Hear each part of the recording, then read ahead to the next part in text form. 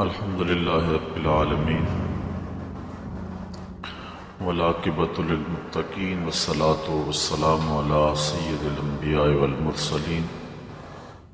قال الله تعالى وتبارك في القرآن المجيد والفرقان الحميد في شان حبيبه مخبرا وعامرا إن الله وملائكته يصلون على النبي يا أيها الذين آمنوا صلوا عليه وسلموا تسليما. الصلاة والسلام عليك يا رسول الله وعلى آلك وأصحابك يا محبوب رب العالمين. الصلاة والسلام عليك يا رسول الله وعلى آلك وأصحابك يا محبوب رب العالمين. عن ابی ہریرہ رضی اللہ تعالی عنہ عن النبی صلی اللہ علیہ وآلہ وسلم سبعۃ یظلهم اللہ تعالی فی ظلہ یوم لا ظل الا ظلہ امام عادل وشاب نشأ فی عبادۃ اللہ ورجل قلبہ معلق فی المساجد ورجلان تحابا فی اللہ اجتمع علیہ وتفرقا الیہ ورجل دعته امرأة ذات منصب وجمال فقال انی اخاف اللہ ورجل تصدق بصدقة فاخفاها حتى لا تعلم شماله ما تنفق يمينه ورجل ذکر اللہ خالیا ففاضت عیناہ او کما قال النبی صلی اللہ علیہ وسلم. تمام حمد و ثنا تعریف و توصیف اللہ جل مجدہ الکریم کی ذات بابرکات کے لیے جو خالق کائنات بھی ہے اور مالک شہنشاہات بھی. اللہ جل وعلا کی حمد و ثنا کے بعد حضور نبی اکرم شفیع امم رسول محتشم نبی مکرم اللہ کے پیارے امت کے سہارے رب کے محبوب دانائے غیوب مالک رقاب امم فخر عرب و عجم والی کون و مکان سیاہ لا مکان سید انس و جاں سرور لالا رخاں نیر تاباں سر نشین مہوشاں ماہ خوباں شہنشاہ حسینہ تتمہ دوراں سر خیل زہرہ جمالاں جلوہ صبح ازل نور ذات لم یزل باعث تکوین عالم فخر آدم و بنی آدم نیر بطحا راستار ما اوہا شاہد ما طغا صاحب علم نشرہ معصوم آمنہ احمد مجتبیٰ حضرت محمد مصطفیٰ صلی اللہ علیہ وسلم کے حضور ناز میں اپنی عقیدتوں ارادتوں اور محبتوں کا خراج پیش کرنے کے بعد معزز محترم محتشم سامعین خواتین و حضرات السلام علیکم ورحمۃ اللہ وبرکاتہ. رسول رحمت نبی مکرم صلی اللہ علیہ وآلہ وسلم کا ایک فرمان آپ کے سامنے پڑھنے کی سعادت حاصل کی ہے. حضور نبی رحمت صلی اللہ علیہ وسلم نے ارشاد فرمایا سبعۃ یظلهم اللہ تعالی فی ظلہ یوم لا ظل الا ظلہ. 7 اشخاص ایسے ہیں قیامت کے دن جب کوئی سایہ نہیں ہوگا اللہ تعالیٰ انہیں اپنا سایہ نصیب فرمائے.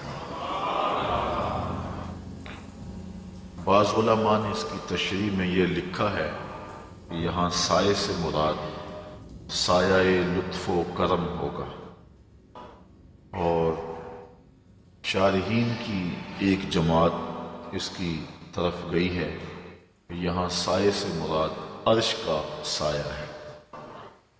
قیامت کے دن جب سورج بالکل قریب ہوگا، آج تو بہت دور ہے اور اس کا رخ بھی الٹا ہے، قیامت کے دن رخ سیدھا ہو جائے گا اور زمین کے بالکل قریب آ جائے گا۔ زمین میں قوت جاذبہ ہے، اب وہ حرارت کو، گرمی کو اپنے اندر جذب کرتی ہے، لیکن قیامت کے دن یہ تانبے کی ہو جائے گی، اور جو اس کے اوپر گرمی اور حرارت ہوگی اس کو اپنے اندر جذب نہیں کرے گی بلکہ اگلے گی۔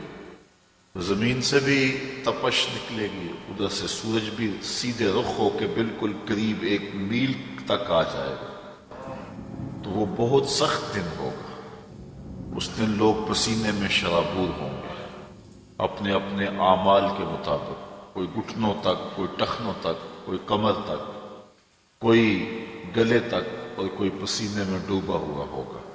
پسینے سے بھاگ بھی نہیں سکیں گے، جدھر جائیں گے پسینہ بھی ساتھ ساتھ چلے گا، اور وہ گرم اتنا ہوگا کہ اگر اس کا ایک قطرہ احد پہاڑ پہ رکھ دیا جائے تو اس کی حدت اور گرمی سے پگھل جائے گا، اور بدبودار اتنا ہوگا کہ اگر اس کا ایک قطرہ اب دنیا پہ ڈال دیا جائے، انسان کیا جانوروں کے دماغ بھی بدبو سے پھٹ جائیں۔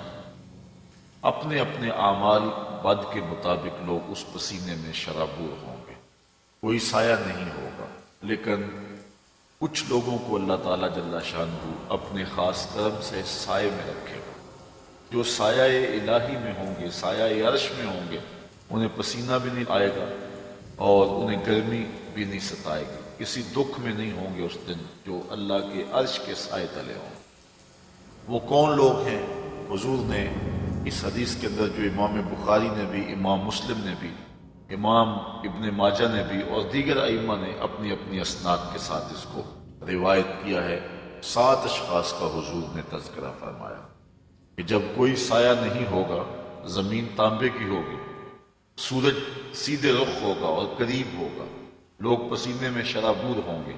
یوم یفر المرء من اخیہ و امہ و ابیہ، اس دن باپ بیٹے سے اور بیٹا باپ سے بھاگے گا، بیوی شوہر سے اور شوہر بیوی سے بھاگے گا، اس دن ماں اپنے بیٹے کو چھوڑ کے بھاگے گی۔ بڑا سخت دن ہوگا۔ الاخلاء یومئذ بعضهم لبعض عدو الا المتقین، گہرے اور گوڑے دوست اس دن ایک دوسرے کے دشمن بن جائیں۔ بڑا سخت دن ہوگا، اللہ پورے قہر و جلال میں ہوگا۔ تو اس دن جب کہ ہر شخص تھر تھر کانپ رہا ہوگا، 7 اشخاص ایسے ہیں جنہیں اللہ اپنے عرش کا ٹھنڈا سایہ عطا فرمائے گا۔ وہ 7 اشخاص کون ہیں؟ پہلا شخص امام عادل، عادل حکمران، جو عدل و انصاف کے ساتھ امور سلطنت سر انجام دے۔ اسلام ہم سے عدل کا تقاضا کرتا ہے، اور اگر آپ اسلام کا کوئی دوسرا نام پوچھیں تو دوسرا نام نظام عدل ہو۔ اسلام عدل کی تلقین کرتا ہے اور عدل کا درس اور سبق دیتا ہے۔ آقا کریم علیہ السلام نے فرمایا کہ جب کوئی سایہ نہیں ہوگا تو امام عادل، عادل حکمران عرش الہی کے سائے تلے ہو۔ کسی بزرگ کا قول ہے کہ قوائم الدنیا 4، دنیا کے پائے 4 ہیں، 4 لوگوں کی وجہ سے دنیا قائم ہے: بعدل الامراء، وبسخاوت الاغنیاء، وبعلم العلماء، وبدعاء الفقراء۔ 4 چیزوں سے دنیا قائم ہے: حکمرانوں کے عدل سے، علماء کے علم سے، اغنیاء کی سخاوت سے اور فقیروں کی دعاؤں سے۔ الملک یدوم بالکفر، ایک عربی کا مقولہ ہے، الملک یدوم بالکفر ولا یدوم بالظلم۔ ملک کفر سے تو قائم رہ سکتے ہیں لیکن ظلم سے قائم نہیں رہتے۔ جب کسی علاقے میں، کسی بستی میں، کسی شہر میں، کسی ملک میں، کسی گھر میں جب ظلم کا آغاز ہو جائے تو گھر اجڑ جاتے ہیں، ملک، شہر اور بستیاں برباد ہو جاتی ہیں۔ تو عدل کا درس دیا گیا، عدل کا حکم دیا گیا، انصاف کا سبق پڑھایا گیا۔ اس امت کو درس یہی دیا گیا کہ تم نے عدل کرنا ہے، اگرچہ وہ قریبی رشتہ دار ہی تمہارا کیوں نہ ہو۔ تو عدل کرنے والا حکمران اللہ کی رحمتوں کا سایہ ہے۔ جو عادل حکمران ہے وہ اللہ کا خلیفہ ہے، اور جو ظالم حکمران ہے وہ شیطان کا خلیفہ ہے۔ عدل سے ہی معاشرے میں سکون ہوتا ہے۔ اب عدل کیا ہے؟ انصاف کسے کہتے ہیں؟ ہر چیز اپنی ٹھیک جگہ پہ ہو، جو اس کا مقام ہے اس کو وہ دیا جائے، اس کو عدل کہتے ہیں۔ اور کوئی شے اپنے اصل مقام سے ہٹے تو اس کو ظلم کہتے ہیں۔ وضع الشیء فی غیر محلہ، ظلم کی یہ تعریف ہے، کسی چیز کو اس کے غیر محل پہ رکھنا، جو اس کا ٹھکانہ نہیں ہے اس پہ اس کو رکھنا، یہ ظلم کہلاتا ہے۔ اور ہر شے اپنے مقام پہ ہو، اس کو عدل کہتے ہیں۔ عدل و انصاف کا ہمیں درس دیا گیا۔ آج جن حکمرانوں کے نام باقی ہیں اور زندہ ہیں، انہوں نے عدل سے معاشرے کے اندر امن پیدا کیا تھا، اور جو انصاف نہیں کرتے ان کا نام حرف غلط کی طرح مٹ جاتا ہے۔ دنیا کے اوپر کتنے حکمران آئے ہیں لیکن آج ان کا نام بھی نہیں ہے، لیکن نوشیروان کا نام آج بھی باقی ہے۔ عدل کے دم سے اس کا نام آج بھی احترام سے لیا جاتا ہے۔ حضور علیہ الصلوۃ والسلام فرماتے ہیں، اس بات پر فخر کرتے ہیں کہ میں سلطان عادل کے زمانے کے اندر پیدا ہوا ہوں۔ اللہ اکبر۔ تو عدل جو ہے، انصاف جو ہے، یہ اچھائی کا ایک بہت بڑا ذریعہ ہے، اور جو حکمران عدل کرے اس کا نام عزت سے باقی رہتا ہے۔ سلطان محمود غزنوی تو ایک عورت نے آ کر کے کہا کہ میری جوان بیٹی ہے اور میرا شوہر فوت ہو چکا ہے، آپ کا بھتیجا رات کو ہمارے گھر میں گھس آتا ہے اور میں سخت پریشان ہوں۔ سلطان نے اس کو کہا کہ اب جب دوبارہ آئے تو تم میرے پاس آ جاؤ، میں عدل و انصاف قائم کروں۔ دو ایک دن گزرے، وہ بوڑھی آئی، بادشاہ نے جو اس کو خصوصی کوڈ دیا ہوا تھا کہ اس کے ذریعے تو میرے تک پہنچ پائے گی، تو وہ بادشاہ تک پہنچی، کہا کہ اس وقت وہ ہمارے گھر میں موجود۔ بادشاہ اس کے ساتھ چل پڑا، کہا میرے سے پہلے تو چلی جا، اور جو ہے وہ بتی بند کر دی، دیے کو گل کر دیا گیا۔ بادشاہ گھر میں داخل ہوا، اور داخل ہوتے ہی اس نے جب اس نوجوان کو دیکھا تو اس کا سر قلم کر دیا۔ اس کے بعد بادشاہ نے کہا کہ چراغ روشن کرو۔ جب چراغ روشن کیا گیا تو بادشاہ نے کہا الحمدللہ۔ اس کے بعد اس نے ٹھنڈا پانی مانگا، اس خاتون نے پانی پیش کیا۔ بادشاہ واپس پلٹنے لگا تو اس خاتون نے کہا کہ میں یہ پوچھنا چاہتی ہوں کہ آپ نے پہلے چراغ بند کیا، پھر چراغ جلوایا، پھر الحمدللہ کہا، پھر پانی طلب کیا، اس کی کیا وجہ تھی؟ بادشاہ نے کہا جو راز ہے وہ راز ہی رہے تو ٹھیک ہے۔ کہا نہیں، تمہیں بتانا ہوگا۔ بڑھیا نے ضد کی تو بادشاہ نے بتایا۔ کہا جب تم نے کہا تھا کہ آپ کا نالائق بھتیجا ہمارے گھر میں گھس آتا ہے اور میری بیٹی گھر میں جوان ہے، تو میں اس لیے چراغ کو گل کیا تھا کہ عدل قائم کرتے ہوئے میرے دل میں کوئی رحم پیدا نہ ہو۔ اپنے جوان بھتیجے کو قتل کرنا تماشا تو نہیں ہے، مجھے بھائی کا چہرہ سامنے آ جائے گا، اور ایسا نہ ہو کہ میں عدل کو قائم کرتے ہوئے جو ہے وہ رک جاؤں اور عدل قائم کرنے میں دقت محسوس کروں، اس لیے میں نے چراغ کو بجھا لیا تاکہ میں عدل کے تقاضوں کو پورا کر سکوں۔ کہا پھر آپ نے جب چراغ جلوایا تو پھر آپ نے الحمدللہ کیوں پڑھا؟ کہا میں اس دن سے پریشان تھا کہ میرا خون اتنا گندا ہو گیا کہ ایک غریب بیوہ کے گھر میں میرا بھتیجا جا کے گھس جاتا ہے، لیکن جب میں نے چراغ جلوایا دیکھا وہ میرا بھتیجا نہیں تھا، کوئی اور تھا، ہمارا صرف نام استعمال کرتا تھا۔ تو کہا پھر آپ نے پانی کیوں پیا؟ کہا بڑھیا یہ راز رہنے دو، دو باتیں میں نے بتا دی، یہ نہ ہی پوچھو۔ بڑھیا نے ضد کی تو بادشاہ نے کہا سنو، جس دن سے تم نے کہا تھا کہ آپ کا بھتیجا ہمارے گھر میں گھس آتا ہے، اس دن سے نہ میں نے کچھ کھایا ہے نہ کچھ پیا ہے۔ میں نے کہا تھا جب تک ظالم کو اس کے انجام تک نہیں پہنچا دیتا اتنی دیر تک کچھ کھاؤں گا اور کچھ پیوں گا بھی نہیں، تو اب میں نے ظالم کو انجام تک پہنچا دیا تو تیرے گھر میں دو گھونٹ تو میرا حق بنتا تھا۔ اس لیے میں نے پانی پیا ہے۔ آج ان کا اگر نام باقی ہے، آج ان کے اگر تذکرے زندہ ہیں، تو اس لیے کہ انہوں نے عدل و انصاف کے ضابطوں کو پورا کیا۔ اور حضور علیہ السلام نے فرمایا 7 اشخاص قیامت کے دن عرش الہی کا سایہ پائیں گے، ان میں سے ایک شخص وہ ہے جس نے عدل کیا۔ امام عادل، عادل امام، جو عادل امام ہے، بادشاہ حکمران عادل ہے، منصف ہے، اس کے لیے علماء نے کہا ہمیشہ دعا کرنی چاہیے زندگی کی، اللہ اسے لمبی زندگی عطا فرمائے۔ اور علماء نے لکھا ہے کہ الانحناء للسلطان اور لغیرہ مکروہ، کہ بادشاہ یا کسی اور شخص کے لیے جھکنا جو ہے وہ مکروہ ہے، اسی طرح کسی بادشاہ کے ہاتھ چومنے مکروہ ہیں، لیکن عادل حکمران جو ہے، عادل بادشاہ جو ہے، اگر ادب سے اس کے ہاتھ چوم لیے جائیں تو علماء کہتے ہیں اس میں کوئی کراہت نہیں۔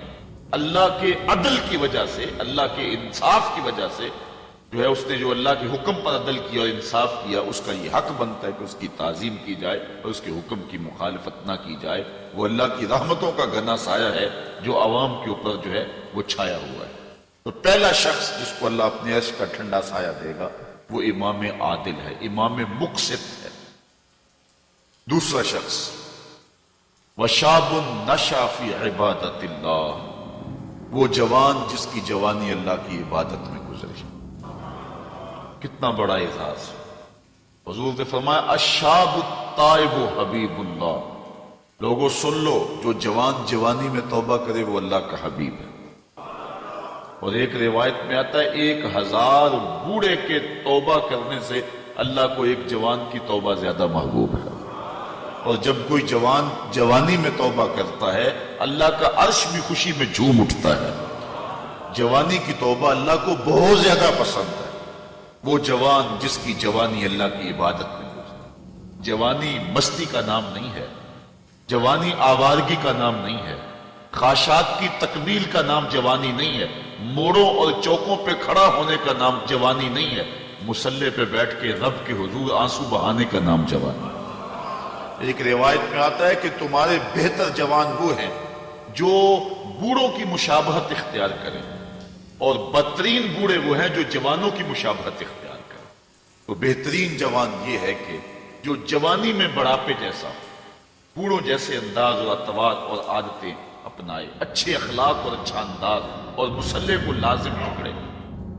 وَشَابٌ نَشَأَ فِي عِبَادَةِ اللَّهِ، وہ جوان جس کی جوانی اللہ کی عبادت میں گزری۔ شب و روز، میں نے کل بھی کہا تھا کہ بڑھاپے کے اندر نیک اعمال کرنا بہت بڑی بات ہے، بہت بڑی سعادت ہے کہ بڑھاپے کے اندر نیک اعمال کیے جائیں، لیکن عبادت کا جو لطف جوانی میں ہے وہ بڑھاپے میں نہیں ہے۔ اللہ اکبر! اللہ تعالیٰ جل شانہ جوان کی توبہ کو پسند کرتا ہے، وہ جوان جو اللہ کی عبادت میں، وَشَابٌ نَشَأَ فِي عِبَادَةِ اللَّهِ، وہ جوان جس کی جوانی اللہ کی عبادت میں گزری۔ اب عبادت کا مفہوم بہت وسیع ہے۔ ویسے بہترین عبادت نماز ہے، بہترین عبادت الصلاۃ، نماز ہے، اور حضور نے اس کو اپنی آنکھوں کی ٹھنڈک قرار دیا۔ لیکن صرف عبادت کا مفہوم نماز تک ہی نہیں ہے، عبادت کا مفہوم بہت وسعت والا ہے۔ ساری زندگی اللہ کی رضا میں گزار دینا، اللہ کی مرضی کے مطابق زندگی گزار دینا، یہ عبادت۔ اللہ اکبر! بعض نے کہا کہ بس اس کی رضا میں اپنے آپ کو گم کر دینا عبادت۔ غلام کو عبد کہتے ہیں، اور عبد وہ ہوتا ہے جو اپنے آقا کی مرضی میں اپنی مرضی کو گم کرے۔ کوئی شخص کسی غلام کو خریدنے گیا نا منڈی میں، جب غلام بکتے تھے، فروخت ہوتے، تو جا کے ایک غلام اس کو پسند آیا، تو اس نے جب اس کا سودا کیا تو غلام سے پوچھتا ہے تمہارا نام کیا ہے؟ تو غلام کہتا ہے میرا نام کوئی نہیں ہے، جو رکھیں گے وہی میرا نام ہوگا۔ جب غلام ہے تو پھر اس کی اپنی مرضی ختم ہوگی۔ تو ہم اللہ کے غلام ہیں، اللہ کے بندے ہیں، تو بندگی کا حق یہ ہے، اللہ اکبر، کہ ہم سر سے لے کر پاؤں تک اس کے ہو جائیں۔ تیرے ہندیاں سندیاں محبوبہ، میں کافر ہوا جے میں ہوا۔ اپنی ذات کو تو فنا کرنا ہے، اپنی ذات کو تو قربان کرنا ہے۔ وہ جوان جس کی جوانی کے حسین ایام، جس کی جوانی کے خوبصورت لمحے جبکہ باکپن تھا، جبکہ خواہشات کا ہجوم تھا، جبکہ تمنائیں اپنے عروج پہ تھیں، لیکن اس نے سب کچھ اپنے رب کے لیے قربان کر دیا۔ سحری کے وقت اٹھ کے مصلی بچھایا اور آنسو بہائے اور اللہ کے حضور عبادت کرتے ہوئے اپنی رات کو بسر کیا۔ ایک روایت میں آتا جو دن کا روزہ اور رات کی عبادت نہیں کرتا اس کو ایمان کی حلاوت ہی نصیب نہیں ہوتی۔ ایمان کی ایک حلاوت ہے، ایمان کی ایک مٹھاس ہے، ایمان کا ایک مزہ ہے، ایک سرور ہے۔ وہ کس کو نصیب ہوگا؟ جو دن روزے سے گزارے گا اور رات مصلی پہ گزارے گا، اپنی آنکھوں پر حیا کے پہرے بٹھائے گا، اپنی سوچوں کی پاکیزگی کا سامان کرے گا۔ ورنہ جوانی آئی اور گزر گئی اور اپنا قیمتی وقت ہم نے برباد کر دیا۔ جس طرح ہر چیز کا بانکپن جوانی میں ہوتا ہے، عبادت کا جو سرور اور عبادت کی جو لذت جوانی میں نصیب ہوتی ہے وہ زندگی کی کسی اور ایام میں نصیب نہیں ہوتی۔ اس لیے حضور نے ارشاد فرمایا کہ وہ جوان وشاب نشأ فی عبادت اللہ، وہ جوان جس کی جوانی اللہ کی عبادت میں گزری، جب قیامت کے دن کوئی سایہ نہیں ہوگا اللہ اس جوان کو اپنے عرش کا ٹھنڈا سایہ نصیب ہوگا۔ تیسرا شخص جو عرش الہی کا سایہ پائے، وَرَجُلٌ قَلْبُهُ مُعَلَّقٌ فِي الْمَسَاجِدِ، وہ آدمی جس کا دل مسجدوں کے ساتھ لٹکا ہوا ہے، مسجد کے ساتھ وابستہ ہے، ایک نماز پڑھتا ہے تو دوسری نماز کے انتظار میں بیٹھ جاتا ہے۔ حضرت عبداللہ ابن مسعود رضی اللہ تعالی عنہ رہتے ہی مسجد میں تھے۔ مسجد کی کچھ لوگ میخیں ہوتی ہیں، حضور فرمایا کچھ لوگ مسجدوں کی میخیں ہوتی ہیں، جب بھی دیکھو مسجد میں ملیں گے، ڈھونڈو تو مسجد میں ملیں گے، جب بھی فارغ ٹائم ملا جو فوراً مسجد میں آ گئے۔ فرمایا اگر وہ بیمار پڑ جائیں اور مسجد کی حاضری سے قاصر ہو جائیں تو اللہ کے کچھ فرشتے ہیں جو ان کا حال پوچھنے کے لیے ان کے گھروں میں جاتے ہیں، ان کی تیمارداری کے لیے جاتے ہیں۔ حکم ہے بازار میں دیر سے جاؤ اور جلدی واپس آ جاؤ، مسجد میں جلدی جاؤ اور دیر سے واپس آ جاؤ۔ المومن فی المسجد کالسمک فی الماء والمنافق فی المسجد کالطائر فی القفص، مومن مسجد میں اس طرح ہوتا ہے جس طرح پانی کے اندر مچھلی ہوتی ہے، اور منافق مسجد میں اس طرح ہوتا ہے جس طرح پنجرے کے اندر پرندہ پھنسا ہوا ہو، کبھی مجبوراً آنا پڑ گیا تو جس طرح پھڑ پڑا رہا ہے کہ بہت جلدی نکلنا ملے مجھے، اس طرح منافق کا جی مسجد میں نہیں لگتا۔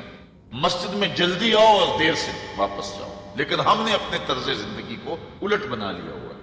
بازار میں آدھے گھنٹے کے لیے جائیں تو 5 گھنٹے لگ جاتے ہیں، مسجد میں جاتے ہیں ہم صرف آخری وقت میں اور کوشش کرتے ہیں کہ سب سے پہلے واپس آ جائیں۔ مجھے ویسے بڑی حیرت ہوتی ہے جب نماز ختم ہو یا جمعۃ المبارک یا کوئی اور ایسا، تو جو دروازے کے اوپر رش ہوتا ہے ہر بندے کی کوشش ہوتی ہے کہ میں جلدی نکل جاؤں، حالانکہ جتنی دیر تک مسجد میں بیٹھیں گے، جتنی دیر تک مسجد میں رکیں گے اتنی برکتیں اترتی رہیں گی۔ بہترین لمحے وہی ہیں جو اللہ کے گھر میں گزر گئے۔ خیر الاماکن، بہترین جگہیں اللہ کے گھر ہیں۔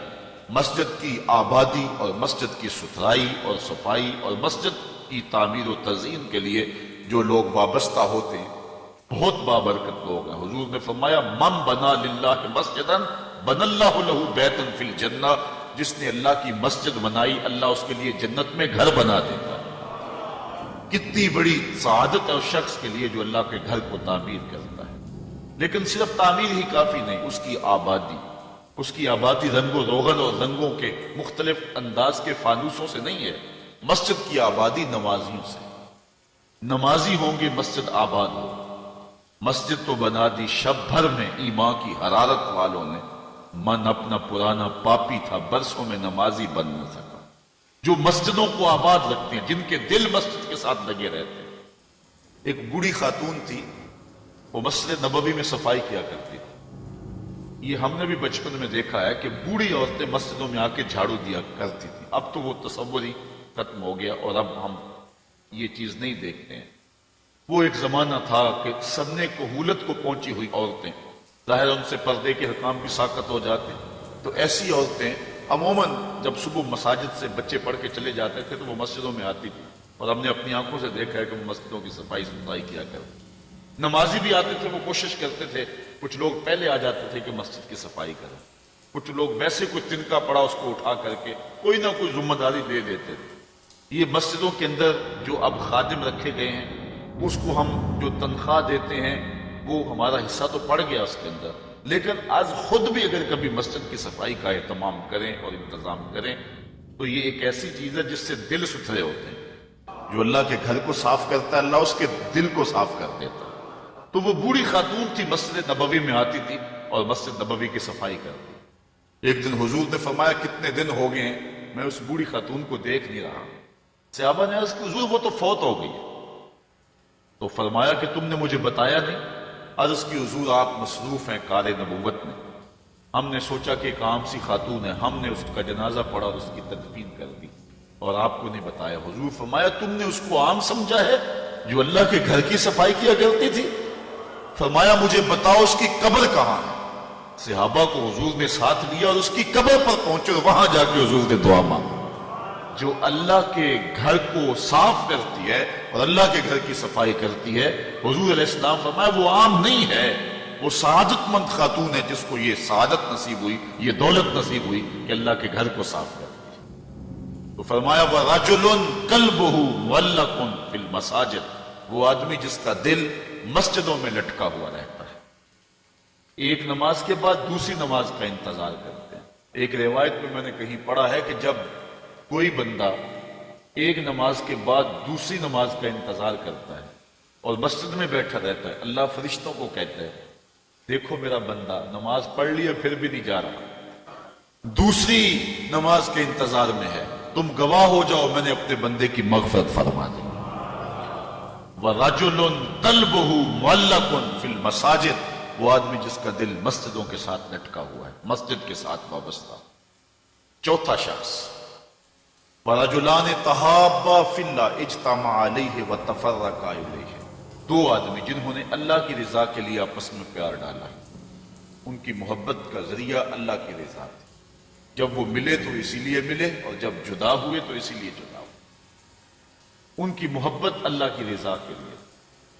فرمایا قیامت کے دن جب کوئی سایہ نہیں ہوگا ان دونوں کو اللہ اپنے عرش کا ٹھنڈا سایہ عطا کرے۔ ایک بندہ اپنے ایک دوست کو ملنے جا رہا ہے، دینی دوست، محبت پیار کا رشتہ اللہ اس کے رسول کی رضا کے لیے۔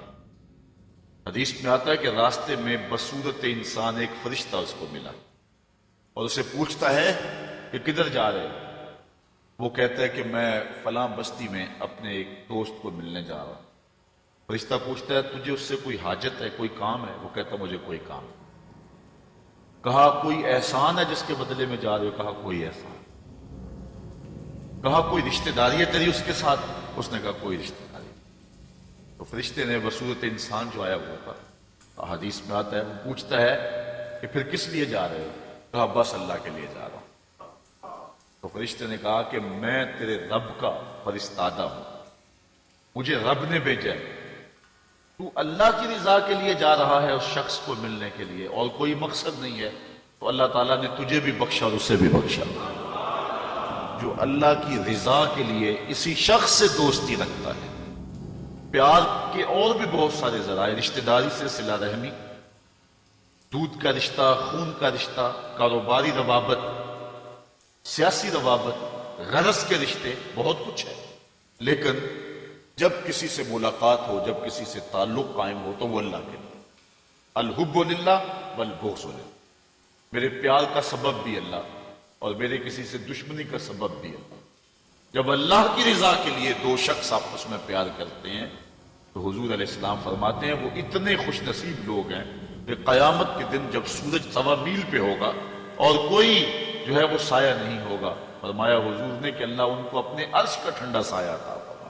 اتنی بڑی سعادت ان کو نصیب ہوگی جن کی رضا کا معیار اور جن کی جو ہے وہ محبت اللہ اس کے رسول کے لیے ہے، اور معیار ان کا یہی ہے الحب للہ والبغض للہ۔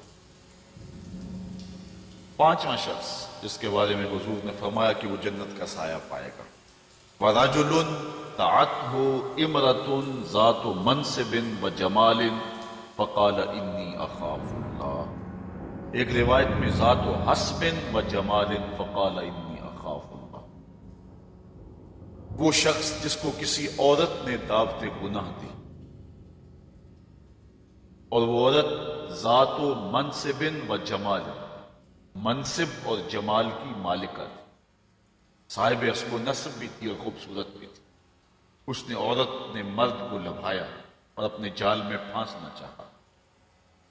اب جب قدموں میں حسن خود بچ رہا، پھر اپنے جذبات پہ قابو کون رکھے؟ لیکن اس جوان نے، اس شخص نے اس کی اس بات کے جواب میں کہا، انی اخاف اللہ، تیری بات تو مان لیتا لیکن کیا کروں، رب سے ڈر لگتا ہے، اللہ کا خوف مجھے آتا ہے۔ حضور فرمایا وہ شخص جس نے یہ کہہ کے قدموں میں بچتے ہوئے حسن کی اس پیشکش کو مسترد کر دیا، کل قیامت کے دن جب کوئی سایہ نہیں ہوگا، اللہ اسے اپنے عرش کا ٹھنڈا سایہ عطا فرمائے۔ جس طرح ایمان کی ایک حلاوت ہے، اعمال کی بھی ایک حلاوت ہے، ایک مزہ، ایک مٹھاس ہے، لطف ہے۔ نیکی کی ایک حلاوت ہے، ایک سرور ہے نیکی کا جو ایک مومن پاتا ہے۔ نماز کا اپنا مزہ ہے، روزے کا اپنا سرور ہے، حج کا اپنا ایک مزہ ہے، زکوٰۃ دینے کا اپنا مزہ ہے، ظاہر دو تو لطف اپنا ہے، مخفی دو تو اس کا مزہ اپنا ہے۔ اسی طرح باقی اعمال صالحہ کا پھر مختلف مواقع پر ان اعمال کی ایک حلاوت ہے، ایک مٹھاس ہے۔ گھر میں نماز پڑھو تو اس کی مٹھاس اپنی ہے، مسجد میں پڑھو تو اس کا سرور اپنا ہے، جامع مسجد میں پڑھو تو اس کا لطف اپنا ہے، اور اگر سین حرم میں نماز پڑھنے کا موقع مل جائے تو اس کا مزہ اپنا ہے، اور گنبد خضرا کی قربت میں نماز پڑھنے کا مزہ مل جائے، ریاض الجنہ میں لمحے مل جائیں تو اس کا لطف اپنا ہے۔ اس طرح روزے کا اپنا مزہ ہے، روزہ رکھنے کا لطف اپنا ہے، روزہ کھولنے کا مزہ اپنا ہے۔ بچوں میں بیٹھ کے کھولو روزہ تو اس کا بھی اپنا سرور ہے، مسجد میں بیٹھ کے دوستوں میں بیٹھ کے روزہ کھولو تو اس کا مزہ اپنا ہے، کسی اللہ والے کی صحبت اور اس کے قدموں میں بیٹھ کے روزہ کھولے اور اس کا مزہ اپنا ہے۔ اور اگر روزہ کھولنے کے لیے مسجد نبوی کا صحن مل جائے تو اس کا سرور پھر اپنا ہے، اس کا مزہ پھر اپنا ہے۔ ہر عمل کا ایک لطف ہے، ہر عمل کی ایک حلاوت ہے، اور وہ حلاوت بندہ اتنی دیر تک اس سے متمتع نہیں ہو سکتا، اس سے فائدہ نہیں حاصل کر سکتا، اور وہ ایمان کی حلاوت اور لذت پا نہیں سکتا جب تک اس کی نظر پاک نہیں ہوتی۔ اگر کوئی بندہ چاہتا ہے کہ میرے باطن میں انوار چمکے تو رزق حلال کا اہتمام کرے، ورنہ سینہ روشن نہیں ہو سکتی، جو مرضی کر لے۔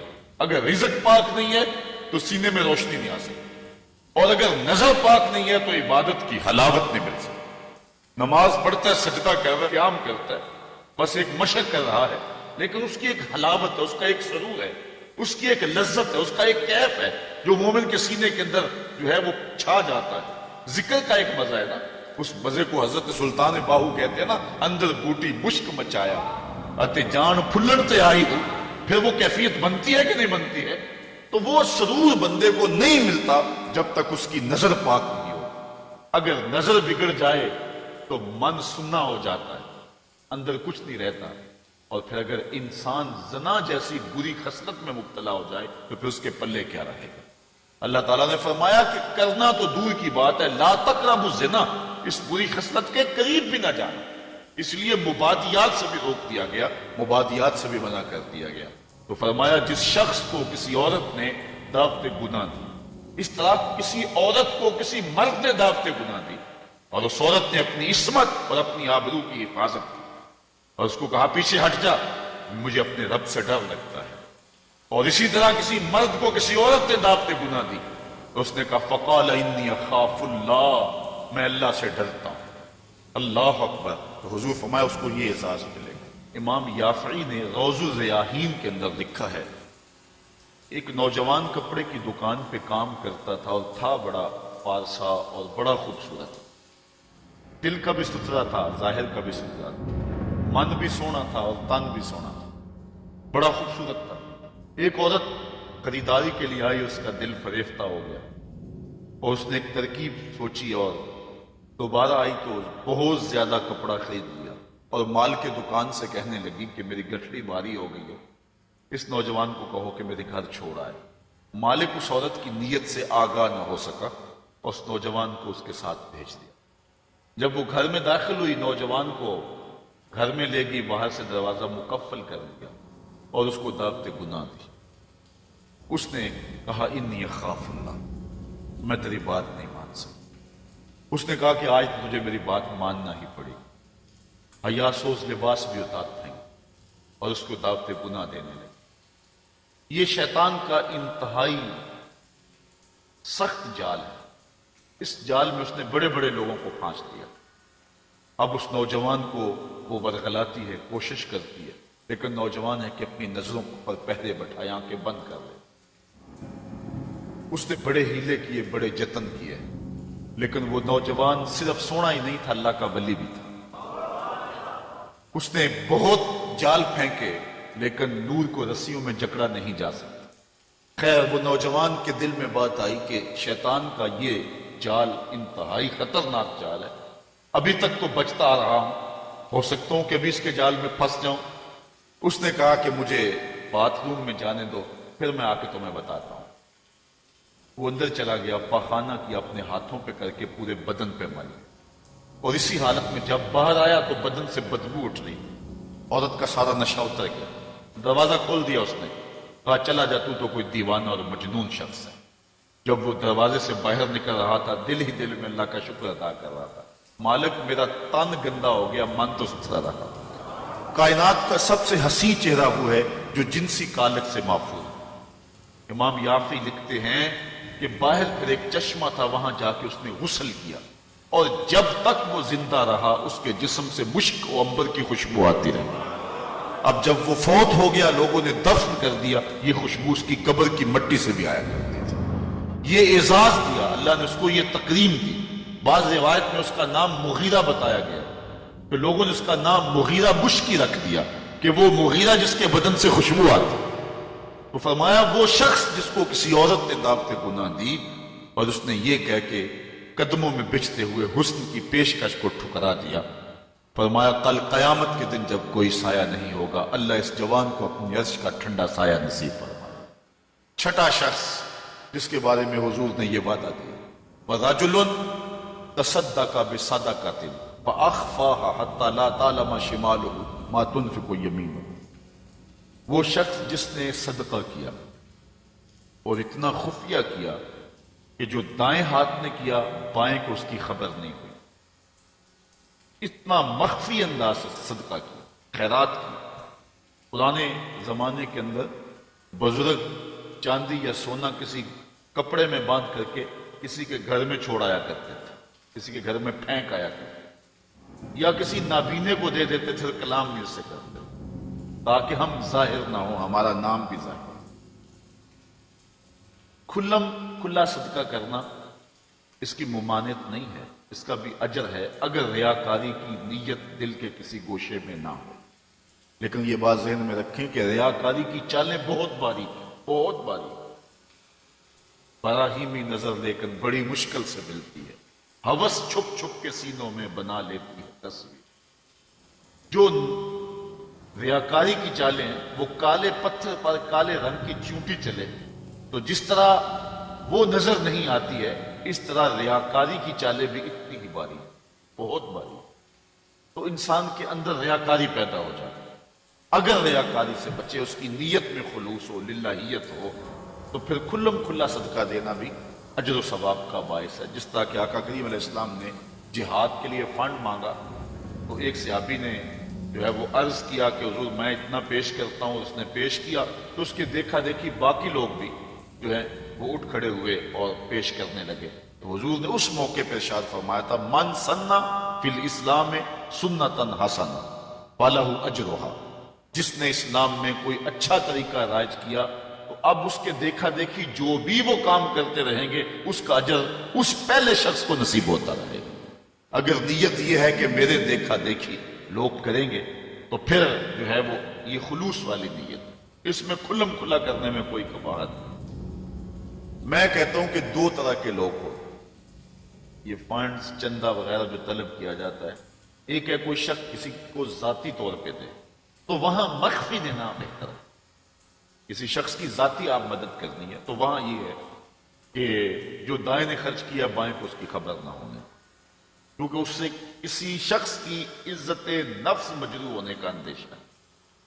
لیکن جو اجتماعی مسائل ہیں جس میں کسی کی عزت نفس مجروح ہونے کا اندیشہ نہیں ہے تو وہاں آپ کھلا اس نیت سے کریں کہ باقیوں کو بھی ترغیب ہو جائے تو اس میں کوئی قباحت نہیں۔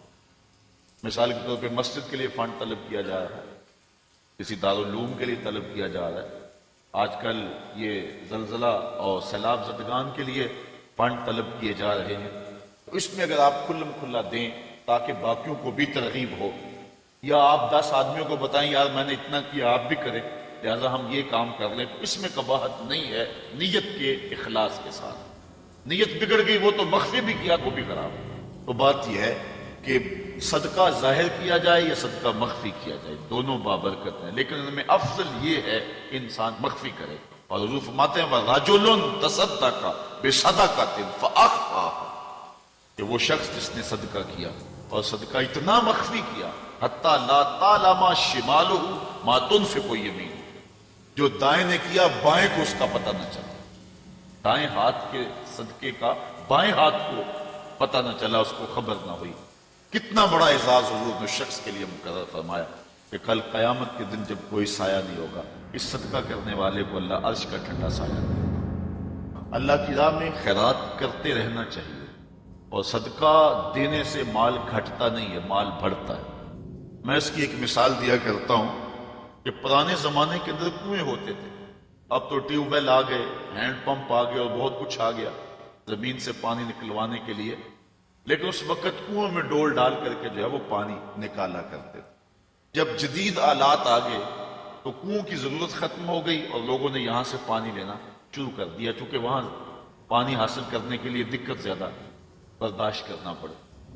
اب وہ کنویں کہیں کہیں آپ کو مل جائیں گے، مختلف دیہاتوں میں بستیوں میں آپ جائیں تو پرانے کنویں جو ہے وہ کہیں کہیں موجود ہیں، لیکن ان میں جھانک کر کے دیکھیں کہ ان کا پانی بہت نیچے چلا گیا اور بہت کم پڑ گیا ہوا۔ ان کنووں کو کسی نے بند نہیں کیا، لیکن اب پانی کہاں غائب ہو گیا؟ اصل بات یہ ہے کہ جب کنویں اپنا فیض باہر دیتے تھے اللہ نیچے سے پانی بھی انہیں دیتا تھا۔ جب ان کنووں نے پانی دینا چھوڑ دیا، نیچے سے جو سوتے پھوٹتے تھے وہ بھی خشک ہو گئے۔ جو راہ خدا میں خرچ کرتا رہتا ہے اللہ اس کو عطا فرماتا رہتا ہے۔ شیطان کہتا ہے کہ خرچ کرو گے تو کم ہو جائے گا، لیکن رب کہتا ہے خرچ کرو گے میں وعدہ دیتا ہوں کہ بڑھ جائے گا۔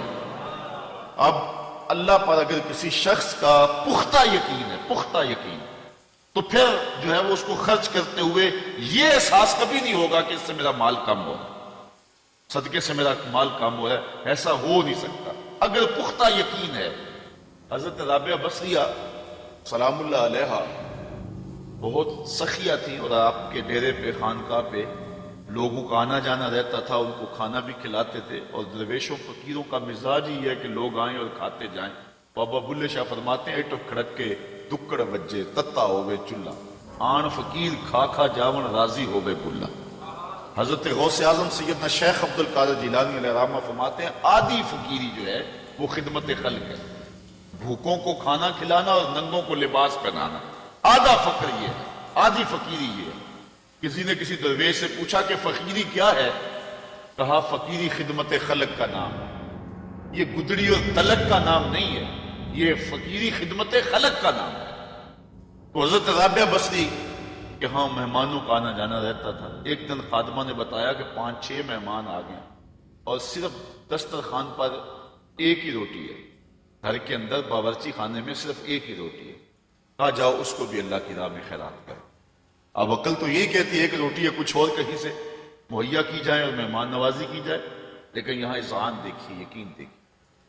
حضرت رابعہ بصریہ نے کہا کہ اس کو خیرات کرو، خادمہ نے خیرات کر دیا، مہمان بیٹھے ہوئے ہیں، کوئی اور شے ہے نہیں، دروازے پر دستک ہوئی، پوچھا من علی الباب، دروازے پر کون؟ کہا فلاں کا فرستادہ غلام، میرے آقا نے آپ کے لیے بھیجا اور یہ کھانا دیا۔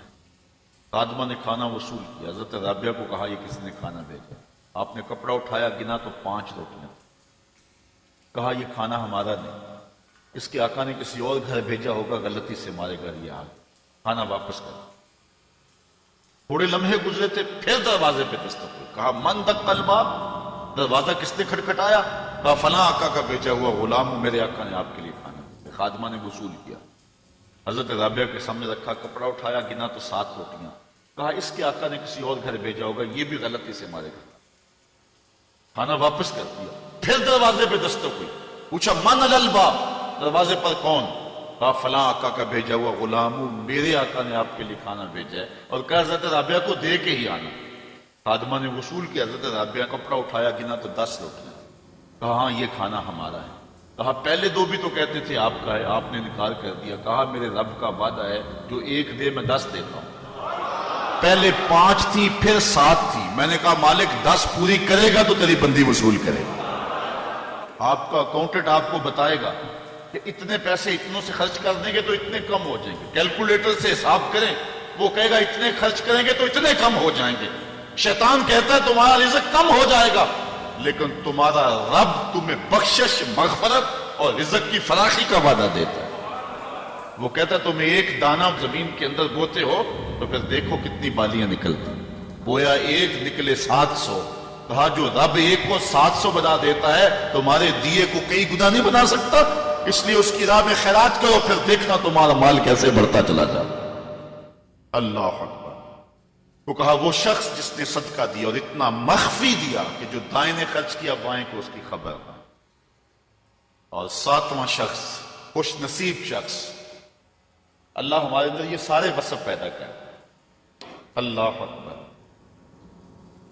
ایک شخص نے اپنی بیوی کو طلاق دے دی، یہ دیکھیے یقین علماء کا، ہمارے بزرگوں کا، اپنی بیوی کو طلاق دے دی، اور طلاق کن لفظوں سے دی کہ اگر میں جنتی نہیں ہوں تو تجھے طلاق ہے، اگر میں جنتی نہیں ہوں تو تجھے طلاق ہے۔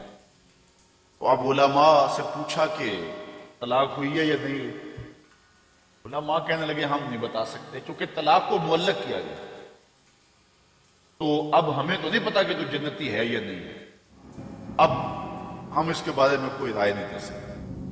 قاضی ابو یوسف علیہ رحمہ، امام اعظم امام ابو حنیفہ کے شاگرد، ان کے پاس مسئلہ گیا۔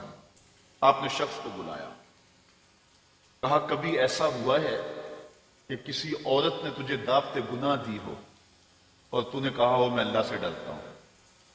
اس نے کہا ہاں 1 مرتبہ زندگی نہیں ہوا۔ کہا تیری بیوی کو پھر کوئی طلاق نہیں، اس لیے کہ حضور نے فرمایا ہے کہ وہ شخص جس کو کسی عورت نے دعوت گناہ دی اور اس نے کہا میں اللہ سے ڈرتا ہوں، فرمایا کل قیامت کے دن جب کوئی سایہ نہیں ہوگا یہ بندہ عرش کا سایہ پائے گا۔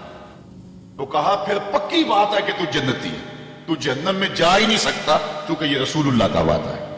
اللہ اکبر۔ تو اتنا یقین تھا ان باتوں پہ ہمارے بزرگوں کو، اس لیے کہا یہ حضور کی حدیث ہے، اگر یہ بات ہے تو کوئی طلاق نہیں۔ قاضی ابو یوسف نے فتویٰ دیا۔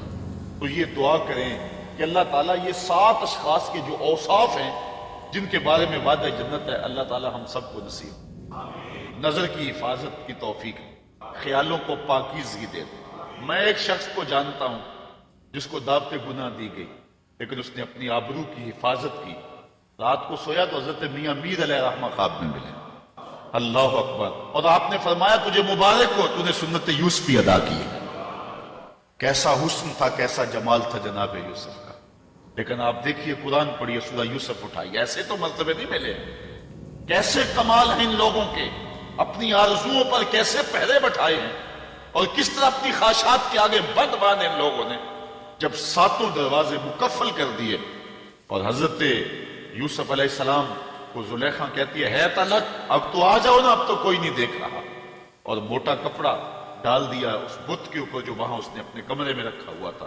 حضرت یوسف علیہ السلام بولے کالا معاذ اللہ، تو موٹا کپڑا ڈال کے اپنے خدا سے چھپ گئی ہے، میرا خدا تو 7ویں کوٹڑی میں بھی دیکھ رہا ہے۔ اور پھر اتنی روشنی برسی، اتنے اجالے برسے، گناہ کیا، گناہ کا تصور بھی محال ہو۔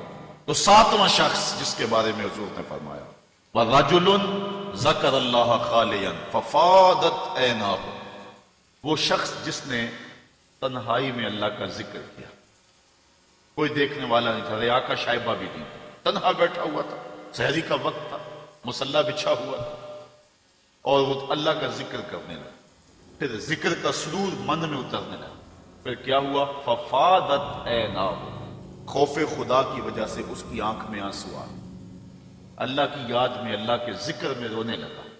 حضور فرمایا کل قیامت کے دن جب کوئی سایہ نہیں ہوگا، اس ذاکر کو اللہ اپنے عرش کا ٹھنڈا سایہ نصیب ہوگا۔ اٹھتے بیٹھتے چلتے پھرتے تنہائی میں، خلوت میں، جلوت میں اللہ کے ذکر سے اپنا تعلق جوڑ۔ اللہ کا ذکر دلوں کے لیے جلا کا باعث ہے. لکل شیء سقالہ وسقالۃ القلوب ذکر اللہ. حضور فرمایا ہر شے کا زنگ دور کرنے کے لیے کچھ نہ کچھ بنایا گیا ہے. دلوں کا زنگ اللہ کی یاد سے دور ہو. ذکر جلی بھی اور ذکر خفی بھی زبان سے کرو یا دل سے کرو. میرے حضور قبلہ عالم فرماتے ہیں اٹھ دی بیندی ٹر دی پھر دی ستے آتے جاگ دی نام جھپ دی رو تے کھپ دی ویخ سر اس راگ دی نام جھپیاں قرب ملدا نام دی کر پوری سام شیشے وچ کستوری جے کر پھر ضرورت کاغ دی. یہ ذکر ایسا ہے جس سے من کے گن دور ہوتے ہیں. اور میں نے کسی روایت میں پڑھا ہے کسی بزرگ کا قول کہ جب کوئی بندہ ایک مرتبہ زبان سے اللہ کہتا ہے اللہ اس کی طرف نظر رحمت سے دیکھتا ہے. اور جب اللہ کسی بندے کی طرف نظر رحمت سے دیکھ لے اس کے 70 گنا جل کے راکھ ہو جاتا ہے. اور جس کو اللہ نظر رحمت سے دیکھتا ہے پھر اس کو عذاب نہیں دے گا.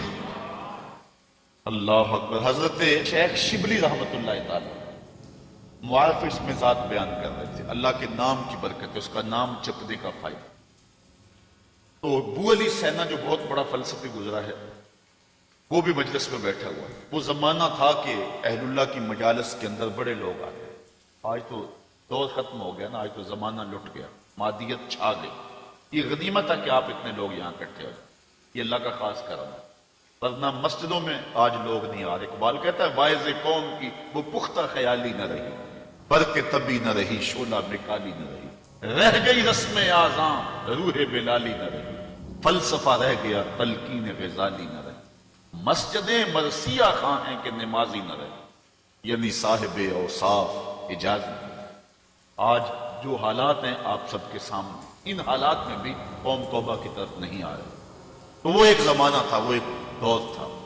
ان حالات کے اندر حضرت شیخ شبلی کی مجلس کے اندر بڑے بڑے نامور دانشور اہل علم آتے تھے.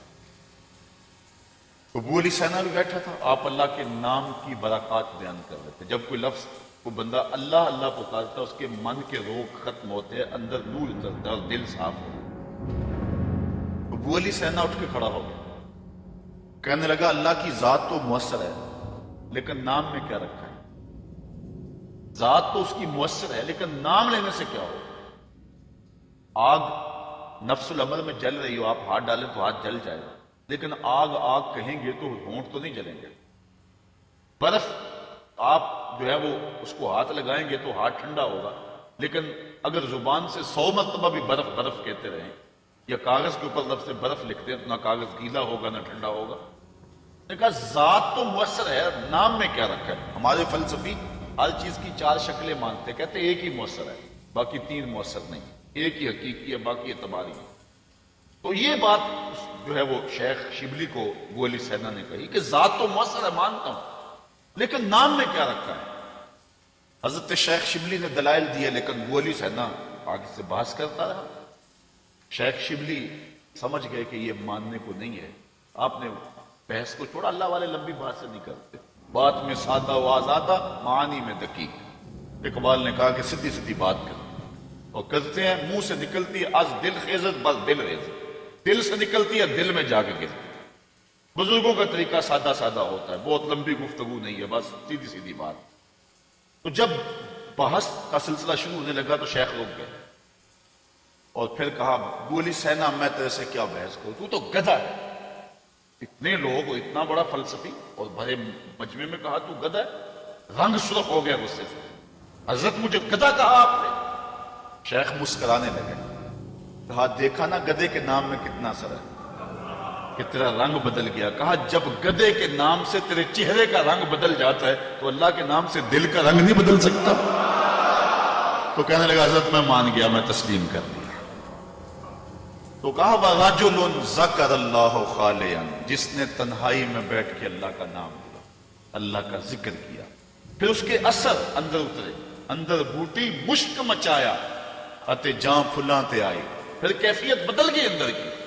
تو حضور نے ارشاد فرمایا کہ کل قیامت کے دن جب کوئی سایہ نہیں ہوگا اللہ کے ذاکر کو جو تنہائی میں بیٹھ کے اللہ کا ذکر کرتا ہے.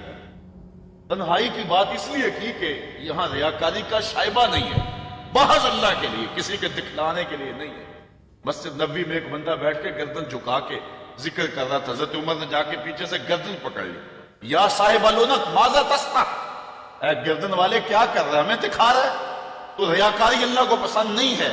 تو اگر تنہائی میں بیٹھ کے کسی نے اللہ کا ذکر کیا اور ذکر کرتے کرتے اس کی آنکھیں آنسوؤں کا خراج دینے لگی اور اللہ کی یاد میں رونے لگا بندہ، حضور فرمایا اتنا بڑا اعزاز اس کے لیے ہے، قیامت کے دن جب گرمی برس رہی ہوگی اور سورج بالکل قریب اور سیدھے رخ پہ ہوگا، زمین تانبے کی ہوگی، لوگ پسینے میں شرابور ہوں گے، اللہ اس شخص کو جو یاد الہی میں رویا تھا اپنی عرش کا ٹھنڈا سایہ اس کے اوپر تان دے گا، اس کو برکتیں نصیب فرمائے گا۔ تو یہ 7 خوش نصیب ایسے لوگ ہیں کہ جن کو اللہ اپنی خاص کرم نوازیوں کا نور نصیب فرمائے گا۔ اللہ تعالیٰ کی بارگاہ میں پھر دعا ہے، اللہ تعالیٰ جل شانہ ہمیں یہ سعادتیں ہمارے اندر اتار دیں اور ہم اس سے ڈرنے والے بھی ہوں، ذکر کرنے والے بھی ہوں، نظر خیال پہ پہرا بٹھانے والے بھی ہوں۔ اللہ کسی موقع پہ ہمیں منصب نصیب کر دے تو عدل کرنے والے بھی ہوں۔ اللہ تعالیٰ ہمیں ایک دوسرے سے محبت کرنے کی توفیق دے صرف اپنی رضا کے لیے۔ میں آپ سے پیار کروں تو اللہ کے لیے، کوئی غرض نہ ہو، آپ مجھ سے پیار کریں تو محض اللہ کے لیے، اللہ اس کے رسول کے لیے، الحب للہ والبغض للہ، یہی ہمارا جو ہے وہ سبب ہو ایک دوسرے کے ساتھ پیار کا۔ ہزاروں قومیں وجود میں آئیں دہر میں خشک و تر کے رشتے سے، ہم نے بنیاد دوستی رکھی یاد خیر البشر کے رشتے سے، محمد کی وساطت سے محبت تیری میری ہے، محمد کی وساطت سے محبت تیری میری ہے، محبت اصل ہے ان کی نہ تیری ہے نہ میری ہے، الحب للہ والبغض للہ۔ اور اللہ تعالیٰ ہر وہ سعادت، جوانی بڑی تیزی کے ساتھ بیت گئی، یہ لمحے دوبارہ نہیں آئے، اور جو سن کہولت میں پہنچ گئے ہیں، بڑھاپے میں قدم رکھ چکے ہیں، انہیں یہ کہتا ہوں کہ جوان تو بڑھاپے کے انتظار میں ہیں، بوڑھو اب تم کس انتظار میں؟ ایک روایت میں آتا ہے اللہ بوڑھے کا عذر قبول نہیں کرے گا قیامت کے دن۔ بچہ اس لیے توبہ کو مؤخر کرتا ہے کہ میں نے جوان ہونا ہے، جوان اس لیے مؤخر کرتا ہے میں نے بوڑھا ہونا ہے، تو جب بندہ بوڑھا ہو جاتا ہے پھر وہ کس چیز کے انتظار میں ہوتا ہے؟ ایک روایت میں آتا ہے کہ 3 اشخاص کو اللہ تعالیٰ نہ بخشے گا، نہ ان کی طرف نظر رحمت کرے گا، اور نہ ہی اللہ تعالیٰ انہیں پاک کرے گا۔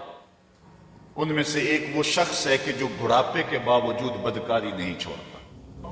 اس بوڑھے شخص کی طرف قیامت کے دن اللہ نہ نظر رحمت سے دیکھے گا، نہ اس کا تزکیہ کرے گا اور نہ اس کی مغفرت فرمائے گا۔ تو جوانوں، بوڑھوں اور بچوں، اپنی زندگی کی حفاظت کرو، اللہ کی رحمتوں کا حصہ سمیٹنے کی کوشش کرو۔ آج کل تو موسم بھی رمضان کا ہے اور رحمت کی برکھا چھم چھم اتر رہی ہے۔ آئیے میں اور آپ سچی توبہ سے اور توبہ کے سچے آنسوؤں سے اپنے من کے سارے گند دھو ڈالیں۔ اس کی کرم نوازیاں اتنی عمیم ہیں، دمت العاصی تطفئ غضب ربی، گناہگار کی آنکھ کا پانی اللہ کے غصے کی آگ کو ٹھنڈا کر دیتا ہے۔ التائب من الذنب کمن لا ذنب لہ، گناہ سے توبہ کرنے والا ایسا ہے جس طرح اس نے کبھی گناہ کیا ہوا ہی نہیں ہے۔ اتنی کرم نوازیوں کا نور اس کے اوپر برستا اور اتنے اجالے اس کو نصیب ہو جاتے ہیں اور اتنی روشنی اللہ اس کو نصیب کر دیتا ہے۔ اللہ جزائے جزیل دے، اللہ اپنی یادوں اور محبتوں کا سرمایہ دے۔ وآخر دعوانا ان الحمد للہ۔